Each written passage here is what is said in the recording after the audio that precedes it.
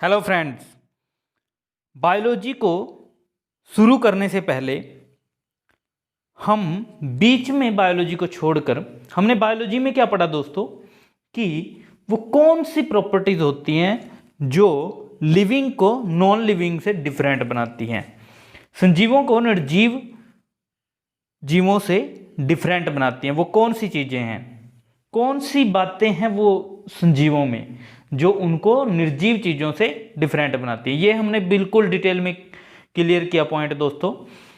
हम बायोलॉजी को इसी तरह से आगे करते जाएंगे, लेकिन सबसे पहले हम इस पॉइंट पे आते हैं कि ये पृथ्वी कैसे बनी। हम सबसे पहले ये बात सोचते हैं, यार इस दुनिया में सबसे पहले मनुष्य कौन आया होगा, जैसे कि बच्चे सोचते हैं। और सही थिंकिंग क्या दोस्तों, सबसे पहले कौन सा जीव था वो जो पृथ्वी पर आया, कैसे बना होगा, उस पूरे प्रोसेस को समझकर हम यहां दोबारा आएंगे दोस्तों उस पॉइंट पे जहां हमने छोड़ा था कि लिविंग किस प्रकार नॉन लिविंग से डिफरेंट होते हैं।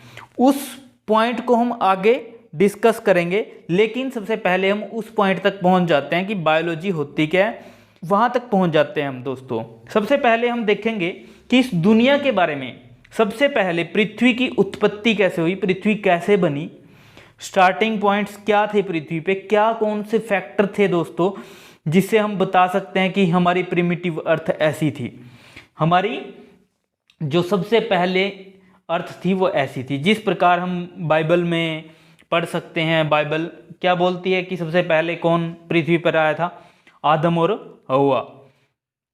तो दोस्तों उसी अनुसार कुरान में भी बोला गया है, और आप देखते हैं कि जो हमारे हिंदू पौराणिक व्याख्याएं हैं, वेद पुराण बोलते हैं कि जो ब्रह्मा विष्णु महेश ये तीनों आधार हैं, हिंदू मैथोलॉजी के तीनों आधार हैं। जिस प्रकार क्या बोला गया कि ब्रह्मा ने ही पृथ्वी की उत्पत्ति की, पृथ्वी पे सब कुछ जीवन आरंभ किया, यानी कि उसको क्रिएटर माना जाता है, और शिव को डिस्ट्रॉयर माना जाता है, और पालनकर्ता विष्णु भगवान को माना जाता है। इसी प्रकार दोस्तों अलग अलग धर्मों में अलग अलग माइथोलॉजीज हैं जो पृथ्वी और पृथ्वी से संबंधित क्वेश्चनों को पूर्ण करने की कोशिश करते हैं।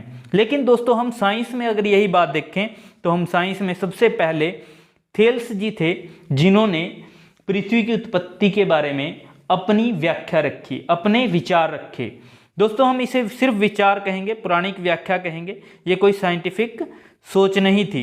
लेकिन फिर भी दोस्तों पहले साइंटिस्ट हम मान सकते हैं इनको, पहले फिलोसफर थे ये जिन्होंने पृथ्वी की उत्पत्ति संबंध कुछ निष्कर्ष निकालने की कोशिश की थी। देखते हैं दोस्तों इन्होंने निष्कर्ष कैसे निकाले होंगे, और फिर डिस्कस करेंगे कि ऐसा इन्होंने क्यों सोचा होगा। तो सबसे पहले हम आते हैं थेल्स जी पे। दोस्तों ये वही थेल्स जी हैं जो मैथमेटिक्स वाले हैं, आपने थेल्स प्रमेय पढ़ी होगी मैथमेटिक्स में, तो वही थेल्स हैं। तो थेल्स जी ने, इन्होंने सबसे पहले पृथ्वी की उत्पत्ति संबंधी पौराणिक व्याख्या की। इन्होंने कहा कि पृथ्वी की उत्पत्ति पानी से हुई, और पानी में ही सभी वस्तुएं विलीन हो जाती हैं। क्या बोला जो दोस्तों थेल्स जी ने कि पृथ्वी की जो उत्पत्ति है वो पानी से हुई है, और पानी में ही सभी चीजें विलीन हो जाती हैं। अतः इन्होंने एकत्ववाद को माना। क्या माना दोस्तों? एकत्ववाद को। इस एकत्ववाद वर्ड का मीनिंग क्या है दोस्तों? इस एकत्ववाद वर्ड का मीनिंग है कि सिर्फ एक ही तत्व है, सिर्फ वाटर ही है, पानी ही है, जिससे सभी चीजें बनी हैं। तो दोस्तों थेल्स जी ऐसा क्यों सोचा होगा, आप खुद कंक्लूजन निकाल सकते हैं कि थेल्स जी ने ऐसा क्यों सोचा होगा। थेल्स जी ने ऐसा क्यों सोचा होगा? उन्होंने देखा कि यार सभी जो भी प्रकृति है वो पानी में विलीन हो जाती है। उन्होंने बाढ़ देखी होगी, समुद्र का कहर देखा होगा, उसके बाद उन्होंने कंक्लूजन निकाला होगा यार सभी की सभी वस्तुएं पानी में ही खत्म हो जाती हैं। और उन्होंने ये भी निष्कर्ष निकाल लिया था कि पानी है। दोस्तों सोच के देखना इस बात पे, पानी है तो सभी जीव हैं, यानी कि पानी से ही सभी जीवों की उत्पत्ति हुई, और पृथ्वी की भी उत्पत्ति हुई, और साथ में पानी में ही वो विलीन हो जाती हैं, मर जाती हैं। ये इस आधार पे इन्होंने कंक्लूजन निकाला। सेकंड थे हमारे मैक्सिमेनिज। कौन थे दोस्तों? मैक्सिमेनिज। इन्होंने जगत की उत्पत्ति का मूल कारण वायु को माना। क्या माना दोस्तों? इन्होंने जगत की उत्पत्ति का मूल कारण वायु को माना। ब्रह्मांड की उत्पत्ति का मूल कारण किसको माना? वायु को माना। इनके अनुसार वायु असीम है, कोई सीमा नहीं है, अनंत है, ना यहाँ और ना वहाँ, कहीं भी इसका अंत नहीं होता, अनंत है, असीम है, कोई सीमा नहीं है वायु की, जो तरल होकर जल बन जाती है और जमकर पृथ्वी बन जाती है, पृथ्वी का रूप धारण कर लेती है। अतः इन्होंने बहुतववाद को माना। इन्होंने क्या माना दोस्तों? कि वायु ना जब तरल अवस्था में आती है तो जल बन जाती है और जमकर पृथ्वी बन जाती है। जबकि आज साइंस इतनी तरक्की कर चुका है कि जो इन्होंने ऐसा कंक्लूजन क्यों निकाला होगा दोस्तों? क्यों निकाला होगा? इन्होंने जो देखा प्रकृति में उसके अनुसार निष्कर्ष निकाला, और इनको तो यही लगता था वायु असीम है, जबकि ऐसा है नहीं है दोस्तों। जो वायु है, वायु में हम गैसेस देखते हैं, गैसों का मिश्रण क्या है दोस्तों? वायु है। अगर हम देखें पृथ्वी पे, और हम बीच में वैक्यूम भी देख सकते हैं ब्रह्मांड में, जहाँ पर कोई वायु है ही नहीं है। और ब्रह्मांड में ऐसी भी जगह हैं दोस्तों जहाँ पर जितनी लंबी हमारी गैलेक्सी है, इतनी इतनी लंबी जगह बिल्कुल वैक्यूम पड़ी हैं। अब सोच सकते हैं दोस्तों कि ऐसी जगहें इस बात को, इस तथ्य को क्या मानेंगी? नहीं।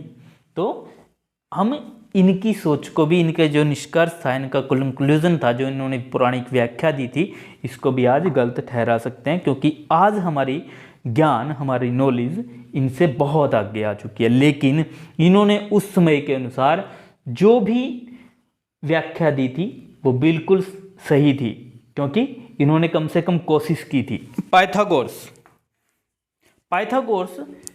इन्होंने कहा कि संसार के सभी पदार्थ संख्या मात्र हैं।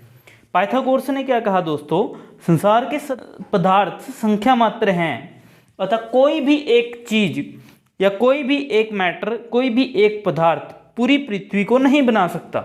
दोस्तों देखो कितना अच्छा कंक्लूजन दिया इन्होंने, और सभी चीजें मिलकर जगत बनाती हैं। पाइथागोरस ने बिल्कुल जो मेन पॉइंट्स हैं, जो मेन फैक्ट्स होते हैं, उनके नियर आए ये पाइथागोरस जी। इन्होंने क्या कहा? कोई भी एक चीज पूरे संसार को नहीं बना सकती, अतः भिन्न भिन्न चीजें मिलकर पूरे ब्रह्मांड को, पूरे संसार को बनाती हैं, और कोई भी एक चीज ये करना किसी भी एक चीज के लिए संभव नहीं है। इनके बाद दोस्तों हेराक्लिटस, इन्होंने जगत की उत्पत्ति का मूल कारण अग्नि को माना। दोस्तों हेराक्लिटस ने जगत की उत्पत्ति का मूल कारण अग्नि को माना। इन्होंने कहा अग्नि से ही जगत की उत्पत्ति हुई और अग्नि में ही सब कुछ भस्म हो जाता है। इसके बाद दोस्तों हमारा 5th पॉइंट आता है अद्वैतवादी संकल्पना, मोनेस्टिक थ्योरी। मोनेस्टिक थ्योरी क्या है दोस्तों? According to this theory all things और प्लैनेट्स, जितनी भी दोस्तों पूरे ब्रह्मांड में चीजें हैं और सभी प्रकार के प्लैनेट हैं, सभी प्रकार के ग्रह, ओरिजिनेटेड फ्रॉम वन थिंग्स, सिर्फ एक ही चीज से मिलकर बने हैं। यानी कि ठीक पाइथागोरस का उल्टा कौन बोल रही है दोस्तों? मोनेस्टिक थ्योरी पाइथागोरस का ठीक अपोजिट बोलती है। ये अद्वैतवादी संकल्पना, इस विचारधारा के समर्थकों का मानना था कि पृथ्वी व अन्य पिंडों की उत्पत्ति एक ही पिंड से हुई है। According to monistic theory all the things originated from one thing. जो पाइथागोरस की व्याख्या थी दोस्तों, उसके बिल्कुल अपोजिट हमारी मोनेस्टिक थ्योरी थी।